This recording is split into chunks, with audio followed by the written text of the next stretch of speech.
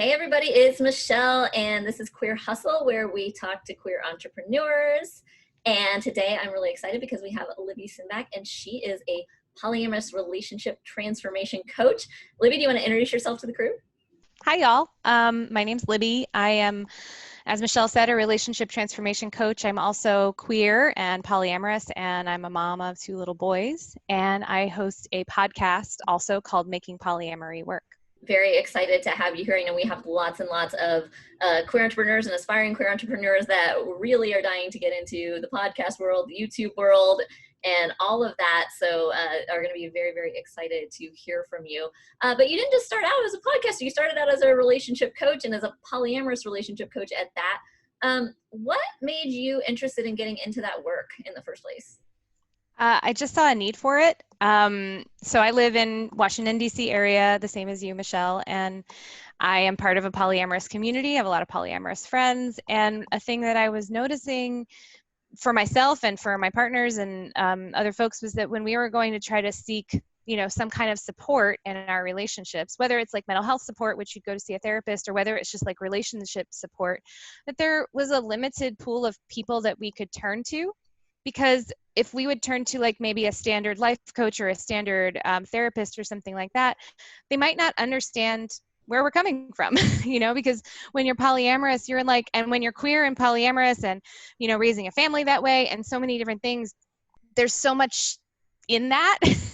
And if you're seeing a professional that doesn't get that, you end up having to do a lot of education with them, and might even be told that your relationship style is part of the problem that you're having in your relationships.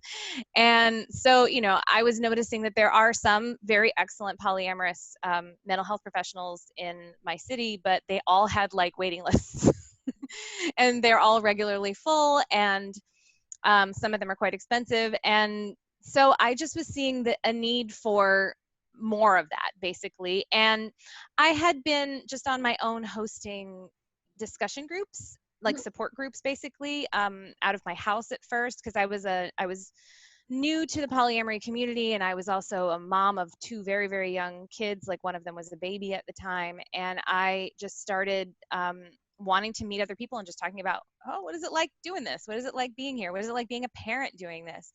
And through that, I just got really good at facilitating groups, and I got really good at holding space for people. And I just saw more and more, like, again, this need, and I started developing the skills to give it. And then I was just like, no, this is what I really want to do all the time.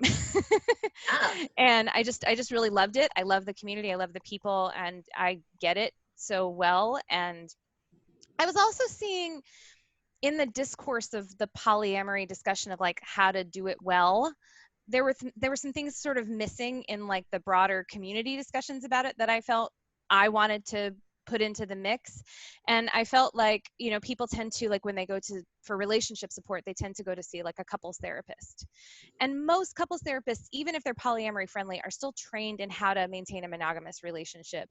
And at the same time, if they're really polyamory trained, they might like look at it through like, again, some of these polyamory lenses that are more about sort of ethics and right and wrong, and not about like how to manage the nuts and bolts and messiness of a relationship. And so I felt like these 2 ways of seeing relationship work were kind of very not meeting where they needed to, because I think you do need to like know some of the things that you get out of traditional couples therapy, but you need also the polyamory part. And also, you don't really need, for relationship help, you don't really need the therapy part so much, I don't think, because you're not dealing with mental illness. You're usually just dealing with behavioral strategies. And so, I was like, I think coaching's a really good fit for that, because then I don't have to like, get caught up in like the pathologizing, that stuff that therapists do, and the diagnosing, and I don't have to deal with the healthcare system. I can just focus on the relationship part and how that works. And so again, it just really fit all the things that I cared about, all of my interests. And I'd been wanting to shift careers. I used to do actually online communications for nonprofits. That was like my previous career for over a decade. And I just really wanted to switch to something that was more of a helping profession anyway. And this just, again, it was sort of this perfect fit of, this is what people need. This is what I love doing. I've got the skills for it. And it was just the perfect thing to be doing. So Yeah. So, I mean, we talked, and I think, even yesterday we talked a little bit about how this was a scary leap for you, and one that took a little bit to get to into entrepreneurship. And we definitely have people watching and listening that are Mm. thinking about taking that leap. What was it that really was the turning point for you that said, okay, I can actually do this and I actually want to work for myself, even though that's terrifying? Yeah. Well, you and I had this discussion as well, like years ago, where we both sort of, I think, identified about ourselves. And I won't speak for you, but I'll speak for me. I was able to identify for myself that I don't really like working in a workplace. I don't really like working for other people. I don't really like the things that go with that. And I mean, I get it's like a cost benefit analysis. There's a lot you get out of working for other people. So I don't think like there's a binary there of like one is better than the other, but I knew for me it was not a good fit. And I'd been longing to do that. And so I think that really honestly, the writing on the wall for me was I was like, I'm almost 40.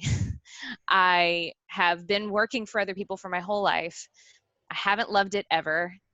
Maybe it's just time to accept that this is not a thing for me to be doing, and that I will, that like if I haven't figured it out by now, maybe it's just not for me, and maybe this is really the only other choice that I have. Like in some ways it didn't feel like a choice. In some ways it felt like if I'm going to follow what my brain and my abilities are telling me to do, then this is what I have to do. Mm-hmm. And I think that's really what it came down to. It's like when I was really looking at my options, I was like, I just really don't feel like I have a choice. Like I can stay at a job working for other people and kind of fail at it, which is what I would do is I'd start out at a job and I would be great at it for a little while because I'm very competent, I'm very smart, I'm very bright, I am super passionate and inspired, and I was working for causes that I cared about. But then it would be like this gradual Mm-hmm. slide down, and then people would be less enchanted with me because I just wasn't great working in office environments. And I would always try to leave a job before they would get too disenchanted with me. It was very scary to make that leap. It was very scary to make that leap. And I will say, and this is full disclosure, I had a cushion, so I'm married, I have a spouse. My spouse made just barely enough money to cover me to not make a lot of money right away out of the gate, because I knew that that was the thing that was going to happen. And it was easy for me to make the leap too, because I have two small kids at home. And what I was finding was that I was also really miserable at my job because I was gone for like 8 to 10 hours a day every day. And so I got to see my kids like, awake for like 2 hours a day or so, and not the best hours for them or for me, either right in the morning or right in the evening where we're tired. And and I just realized that wasn't the life I wanted to live. And so I wanted to have the flexibility to make the life that I wanted to. And I had so much support. I had a lot of support from my family and from my husband. And uh, so I think that that made it easier, honestly, was to have the support that I knew was there. And I know that's not available to everybody. At the same time, there were times, multiple times, where I wasn't making money yet and wasn't doing it, where it was definitely scary. And when it's just you, and for me it wasn't just me, like it was just my business, but like my product was also me, right? That's terrifying, because then it's all about who what people think of you. Mm-hmm. That's like, whoo, like putting so much of yourself on the line. And that was really terrifying too. I think the thing that got me through those early, well, really the first year, I would say, was like a lot of fear and a lot of fragility on my part, was just, again, that feeling of, well, there's really nothing else I can do, so I have to just keep doing it. Yeah. Yeah.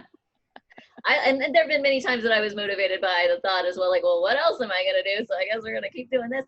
Yeah. Obviously, a lot of times we're enjoying ourselves, but there are always those days where you're like, okay, but what's my alternative, right? Like, go back and get a job. No, let's just keep plugging away.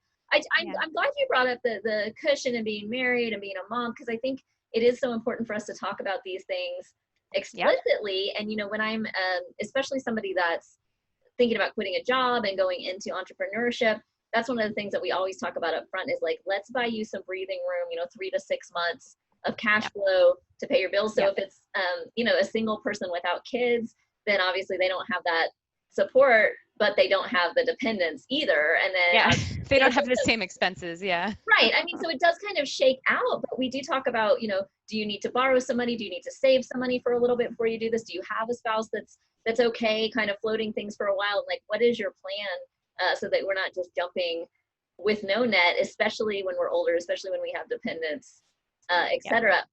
I think one of the things that comes up when we talk to people that are in that marital situation is it can start to, even if your spouse says, I'm okay, I'm supportive, like, yay, do your thing, which we love. We love our entrepreneur spouses, by the way. They do not get enough credit. Shout out to all of the partners of people like us, because, oh my God. Yep. But even if they're saying that, you can start to feel a lot of pressure, especially if you've somebody that's bringing home a salary for a certain amount of years.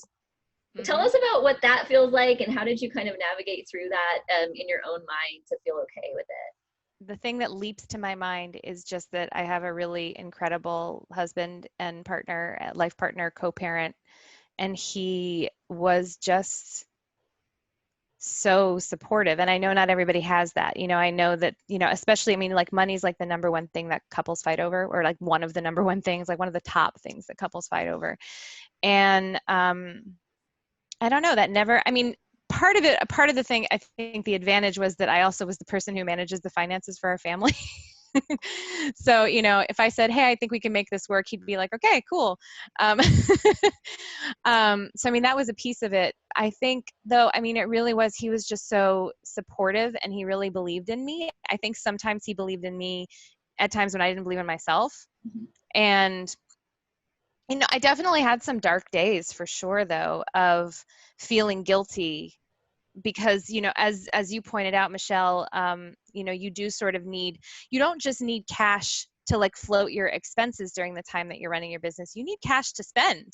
Mm-hmm. I was spending money. I was spending money on trainings. I was spending money on a desk that would work for me. I was spending money on equipment that I needed to do Zoom calls. I was spending a lot of money and not making it, right? And that is a really scary place to be when it's like, I clearly see these are the things that I need to do in order to be where I want to be.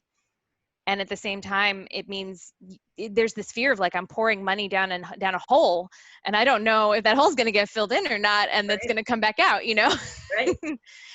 Like I feel a little like an oil prospector or something, Yeah. And so that was definitely scary.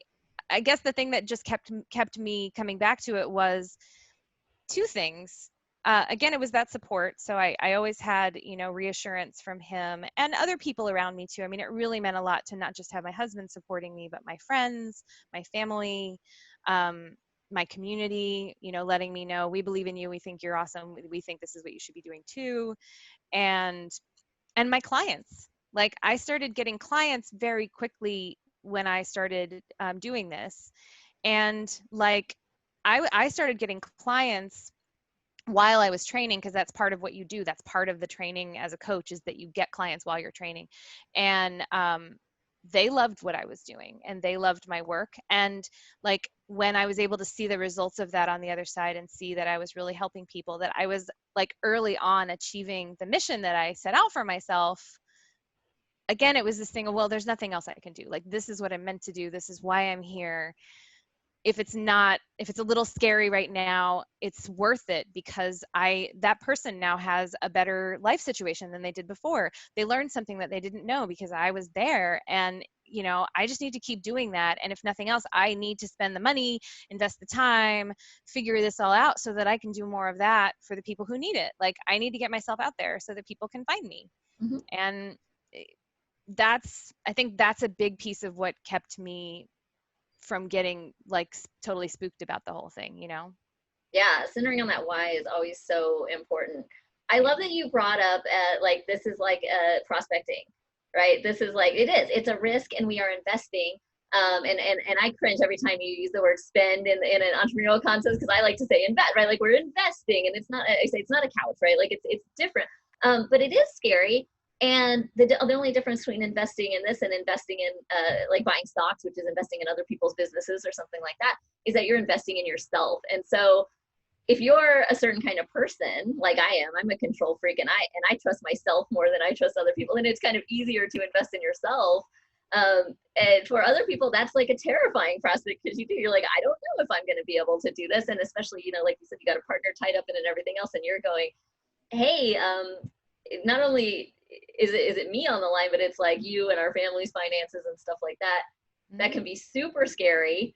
Luckily for you and everybody in your family, you've done really well with this and it's working out. What was the moment where, do you remember like a distinct moment where you were like, okay, this is going to work. Like, I am going to make my money back. Like, I am going to be profitable. Like, this is a thing. This has been the best year so far for me. I mean, it's kind of funny that 2020 has been this hellscape for our country and in so many ways, and even for the world in so many ways. But for me, this year has been the year where I feel like I hit my stride, and all of the things that I'd been building all of a sudden just started clicking, like not started, all did completely click into place. Like all of the pieces were there. And again, I don't think I ever believed that it wouldn't work. It was more that there was a moment like in maybe December or January where I was like, oh, no, it's working now. Like it's just working. It's just clicking along. And I think I kind of panicked too, because I was like, wait, really? Yeah. This is working now? Yeah. And it's just clicking along, and all these things that I taught myself and all these things that I learned and all these things that I've created now are just paying me dividends. Yeah. Cool. Yeah. Oh my God, people like me. Like, who was it that got Sally Field? They like me. They really like me. Yeah. Well, yeah. And people were like, I'd figured out a way to get my message out. I'd figured out a way to communicate what I needed to communicate, and just people were responding. And I remember being terrified of that for a minute. And I always thought fear of success was like, I just would laugh at that. I just be like, oh, come on. Why are people afraid of success? Right. And then I had this moment of, oh shit, no, people, like, this is all really happening and working really well. And now I've become the person that I was aiming to become and now I have to keep doing it. I have to keep it up. And I think so it's like this fear of success means that if I don't want to fuck it up, Mm-hmm.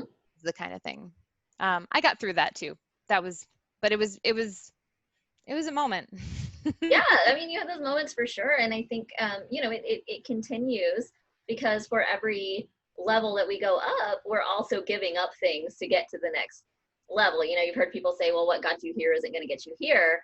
And that makes Yep. sense. But it's also like, there are always kind of comforts at this level that you give up. So, for instance, if you're going into podcasting and you really want to, make it big, you might start to give up some of your privacy or some of your anonymity, or I don't know if I said that word right, but you know what I mean? Like you may have to reconcile, okay, well, nobody knew who I was and that was comfortable.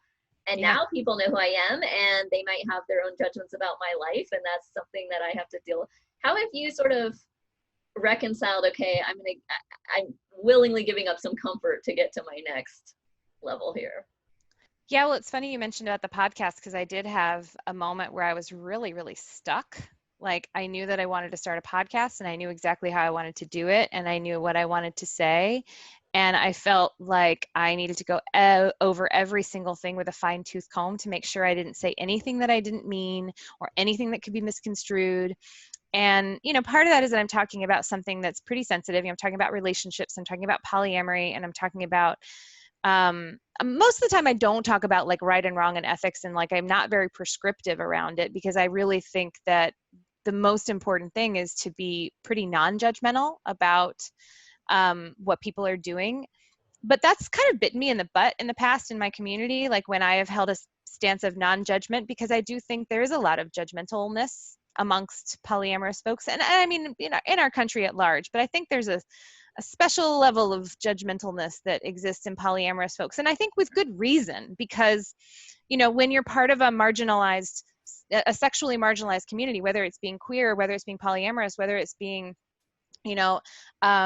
not the gender you're assigned at birth, or all these different things that you have had to fight so hard to be recognized for, you are going to treat with great skepticism people who say they're your friend, right? Because at any moment they can turn around and say something homophobic or transphobic or judgmental about your relationship style, and then you fought so hard to be okay with yourself in a culture that doesn't really validate you a lot. And so I get it.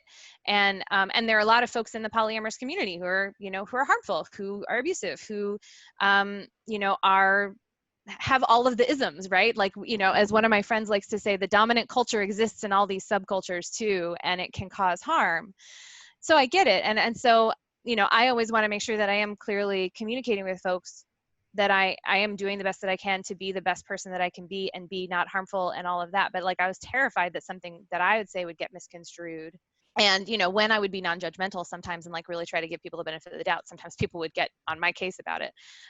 So, anyway, but I had a mindset coach. So that was one thing. So I talked about this and cried about this with like a couple of different coaches that I worked with.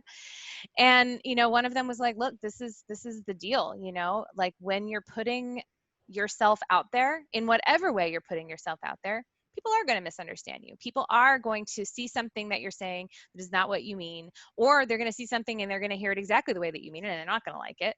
Mm-hmm. And you can't have fragility around that. And you can't let folks who are doing that pull you away from your mission, right? Because like at the end of the day, if I know that I'm helping people and I know like I'm able to go back to my like 5-star reviews on iTunes and see people love what I'm creating. Okay, so there's going to be some haters. There are going to be some people who don't like it. There are going to be some people who say, within my own community. And I think that's where I'm vulnerable, right? Is like people who I'm like, I'm on your side. And they're like, no, you're not. That's scary, but you got to move through it. And also not close your ears to it. Like I'm receptive to what people have to say, but I can't like take it all in. And it's funny, I teach this with my clients too, is that you need, even with people that you're closest with, even with your most intimate people, sometimes they're just having a bad day. Sometimes they are seeing things in a skewed way. They're misunderstanding you, you're misunderstanding them. And if you get flipped out every time somebody just misunderstands you or sees you in a way that you don't want to be seen, you're going to have a lot less stability in your life and in your relationship. And so I think it's so important to have like a little, not a wall up. Like you don't want to like, again, not let people in, and not let, if people have a criticism of you or a concern about you or something like that, you don't want to totally not let them in. You need a little bit of a shield for people's bullshit. Even people you love, like I said, even people you love, you have to have a little bit of a shield for that, and not let it in. Like, see it there. You can say, I see that you didn't like this thing. Cool. But I don't have to take it in and say it says something about me, or that I did something wrong, or that everybody thinks that, or whatever it might be. And that has been such a good mental and like spiritual practice for me. And it's able, like, like I said, I use it in my work, but I also use it with my relationships. Like sometimes my partner's having a bad day and they react strongly to something when I was just trying to be nice. Okay, fine. Bad day for you. Doesn't have to be a bad day for me. I can still have been loving and kind and doing my best, and I don't have to make their bad day about me. And I think that was a huge lesson to learn. Yeah, I love that. A bad day for you does not have to be a bad day for me. We can just hold space for you to have your own bad day over there. Very good. Listen, a lot of people that are watching this or listening to this question comes up over and over, like, why do we do a show about queer entrepreneurs? Like, what does being queer have anything to do with business? Especially when I'm talking to other folks that are bi pansexual. Sometimes we get typed and say, well, you're not even really queer. Like, you're married to a person who presents as a guy. Like, you present as a woman. Like, are you even queer? And what does this have to do with anything? And why are you two talking about this? What would you say? What would you say to that? In some ways, business is just business, sure. There's nothing special about being queer when you're in business. But then also that's not true. Also, I think, and this is just my take, so this might not be what you're looking for, but I think that when you're queer or trans or pansexual or even polyamorous, although I recognize that queer folks are not necessarily welcoming of heterosexual, cisgender, polyamorous people into their tribe, and I get that, and I totally get why. But I would say, again, if I was gonna say, if you're a sexual minority in some kind of way, or a relational minority in some kind of way, or in that, under that broad umbrella of queer, you know, you've had to do so much work just to exist. You know, you've had to do so much work just to be okay with who you are in the face of like so much culture telling you that you don't count, or that you're doing it wrong, or that it's just weird and fucked up. Like I had a client the other day tell me that their partner that they've broken up with now, but like that their partner found the idea that they would be okay with them seeing another person fucked up, like that they would even celebrate their partner loving someone else, that wanting that feeling that was fucked up. And I just think, again, that's that judgment, right? And so if you're walking around with this huge knapsack of other people's judgments that you've been carrying around and you're trying to cast it off, like that's a whole nother level of like just brain weasels that you have to deal with. And then when you're trying to do that and like run a business, and if you're an entrepreneur, meaning that it's like it's about you, like you have to overcome all of that, and then you have to overcome all the other standard stuff that like regular entrepreneurs have to overcome. And I just think about like when I think about like a het cis white man trying to go into business for himself, like he looks around and he sees that's what most entrepreneurs look like. And so he can see himself in that space. He can see himself in that role. The culture is designed for him. The language, the resources, all of that is for him, right? And I had to go and look for what was for me. You know, when I went around looking for like a mentor and a coach to work with, I had to find somebody who could get me, and who could like I remember I was looking everywhere for a coach who was a mom, because like that was an important thing for me too. I wanted someone to understand like the pressure of parenting that comes with the pressure of, you know, running a business. Because I'm like, you know, someone else trying to advise me on how to deal with stuff, I'm like, you have no idea the time pressures that I have that you just don't have. Right.